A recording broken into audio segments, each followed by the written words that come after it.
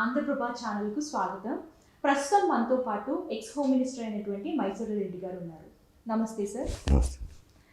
Sir, budget విషయంలో Sujana Chowdary TDP పైన తీవ్ర విమర్శలు చేసింది. అంటే ఏపీకి ఎన్ని అప్పులు తెస్తే ఎప్పుడు కట్టాలి అని చెప్పేసి, దీని గురించి మీరు ఏమంటారు సార్? అసలు ఎన్ని అప్పులు తీసుకొచ్చింది టీడీపీ? అంటే ఇప్పుడు ఏమవుతుందంటే ఏపీ విషయానికి వస్తే ఆయన దాదాపు 14 లక్షల కోట్లు అప్పు చేశారు జగన్మోహన్ రెడ్డి గారు వైసీపీ పాలనలో.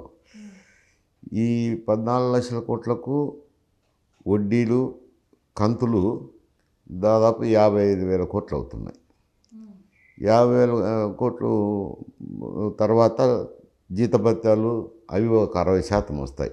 ఇప్పుడు తెలంగాణలో అంటే 64,000 కోట్లు జీతభత్యాల కింద చూపించారు, 44,000 కోట్లు వడ్డీలు కంతులు చూపించారు, 1,10,000 కోట్లు వస్తుంది. ఇంకా ఏం మిగలదని అదైతే పత్రికల్లో అందు వచ్చినాయి. ఇక్కడైతే 1,30,000 కోట్ల దాని ఆదాయం వస్తుంది ఆంధ్రప్రదేశ్లో. 55,000 కోట్లు పోయి ఈ 60% పోతే అభివృద్ధికి కానీ ఇంక దేనికి కానీ ఏం మిగలదు. అవే బరువు అవుతున్నాయి. బహుశా ఆయన ఈ 14 లక్షల కోట్లు అప్పులు కట్టడానికే ప్రజలు ఇబ్బంది పడుతుంటారు అని ప్రాథమికంగా ఈ 14 లక్షల కోట్లు మళ్ళీ ఇప్పుడు ఇటీవల కొత్తగా ఈ ప్రభుత్వం వచ్చినాక ఒక 30,000 కోట్ల దాకా అప్పులు చేశారు. సరే, ఇట్లా అప్పులు చేస్తూ పోతే అంటే ఆ 14 లక్షలు మళ్ళీ అప్పులు చేస్తూ పోతే ఎప్పుడు ఇది ఎట్లా తీరుస్తారు, ఎలా కడతారు, ప్రజల మీద భారం కదా అనేది ఆయన అభిప్రాయంగా ఉండొచ్చు. అందుకని ఆ విమర్శ చేసిండొచ్చు రండి. అది సద్విమర్శగానే తీసుకోవాలి కానీ ప్రభుత్వాన్ని ఏదో విమర్శించినారని తీసుకోకూడదు. ఎందుకంటే ప్రాముఖ్యత గల నాయకుడే కదా తెలుగుదేశం పార్టీలో సుజనా చౌదరి గారు కూడా. అయితే ఇటువంటివన్నీ జరిగేటప్పుడు ఒక మాట చూడలేక మాట్లాడిండొచ్చు. కానీ ప్రజల్లో అయితే ఒక విధమైన అభిప్రాయం ఉంది. ఏమేనంటే ఇంకా ఏంది బా, ఆయన 14 సంవత్సరాలు ముఖ్యమంత్రిగా ఉన్నారు కదా. ముఖ్యమంత్రిగా ఉన్నప్పుడు ఆయనకు ఆదాయాలు ఇవన్నీ ఇప్పుడు ఏమి లేదు, ఇచ్చేదానికి ఇబ్బందికర పరిస్థితి ఉంది.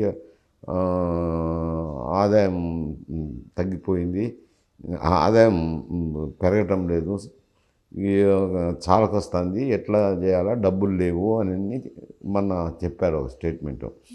అయితే ఇప్పుడు ప్రజలు అనేది ఏమంటారంటే మరి ఆయన 14 సంవత్సరాలు ముఖ్యమంత్రిగా ఉన్నారు కదా, ఆయనకు ఆదాయం ఎంత వస్తుందో తెలియదా, అప్పులు ఎంత ఉన్నాయో తెలియదా, తెలియనప్పుడు మరి ఎన్నికల ముందు వాగ్దానాలు 6 హామీలు ఇవ్వడం ఎందుకు, ఇప్పుడు అవేమి సంవత్సరం అవుతున్నా కానీ అమలు చేయలేదు అనేది విమర్శ అయితే ప్రజల్లో ఉంది. మొన్న నేను కడపకు వెళ్ళినప్పుడు కూడా అదే, ఏమయ్యా ఎట్లుంది, ప్రజలు ఏమనుకుంటున్నారంటే సార్ సంవత్సరం అవుతుంది, ఏమై మాట అయితే చెప్పినారు కానీ ఏమి ఇవ్వలేదు, ఏది అమలు చేయలేదు అని విమర్శలు అయితే ఉన్నాయి, అసంతృప్తి కూడా ఉంది అని నేను అంటున్నారు.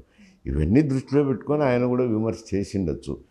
ఇప్పుడే మరి ఇంత అప్పులు ఉన్నాయి, మళ్ళీ దీనికి తోడు ఇప్పుడు అప్పులు చేయండి, ఈ పథకాలు అమలు చేసేదానికి లేదు, ఇవన్నీ ఏమిటిది అని ఆయన విమర్శ అయి ఉండొచ్చు. ఈ అసంతృప్తి వల్ల, ప్రజల అసంతృప్తి వల్ల నెక్స్ట్ ఎలక్షన్స్కి టీడీపీ పైన ఏమైనా దెబ్బపడే అవకాశం ఉందండి? తప్పకుండా ఉంటుంది. ఎందుకంటే ఈ హామీలు నెరవేర్చకపోతే, హామీలు ఇవ్వకపోతే వేరు సమస్య. జనం కూడా అదే మాట అంటున్నారు. హామీలు మేము అడిగినామా, చూసుకొని కదా ఇవ్వాల్సింది, మరి ఎన్నికల ముందు హామీలు ఇచ్చి ఇప్పుడు నెరవేర్చకపోతే ఆయన తప్పు అవుతుంది కదా అని విమర్శలు చేస్తున్నారు. అది విమర్శే కాదు, అసంతృప్తి కూడా ఉంది జనంలో. ఈ అసంతృప్తి ఉంటే ఇవి నెరవేర్చకపోతే మాత్రం తప్పకుండా ప్రభుత్వం మీద దెబ్బ తగులుతుంది. థ్యాంక్ యూ సార్, చాలా చక్కగా వివరించారు.